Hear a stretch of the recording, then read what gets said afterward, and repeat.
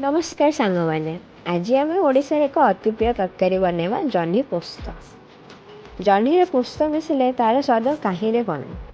मो माँ कहते जह्नी हूँ वर्षा दिन राणी आउ पोस्त तार सबुठ भल सांग। पोस्त बटा हूँ रेसिपी प्राण। जह्नी तरकारी बास्ना ही अलग। एथिरे बेसी मसला दरकार नहीं, केवल जीरार ही सुगंध यथेष्ट। जीरा भाजी हो सारा पियाज पकईदे जेपर्यंत ब्राउन हो जाए पियाजटा। तापर आम आधे जह्नी पकईवा। जह्नी और आलू को भलसे धोईकिना पियाज ब्राउन है पकईदे। को अधिक समय न रांधि तेलर टिके भाजवा।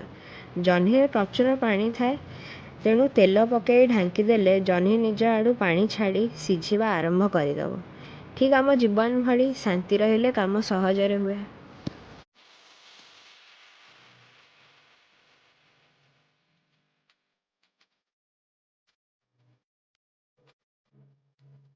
एबे समय आसी मुख्य उपादान पकईबार से ही स्निग्ध क्रीमी पोस्त बटा। जह्नीर पानी सहित पोस्त मिसी एक अपूर्व स्वाद सृष्टि करे। आउ टिके पानी दे भल भाव गोलाई दियंतु। जह्नी को अधिका नरम करवा नहीं, कड़करिया रहिले भल लगे। आमर जह्नी पोस्त प्रस्तुत हो गला। निजर पुराणा स्मृति को मन पकातु एवं परिवार सहित यही स्वादर मजा नियंतु। यही सरल माटी रेसिपी आपको केमिति लगिला निश्चय कमेंट करी जणांतु।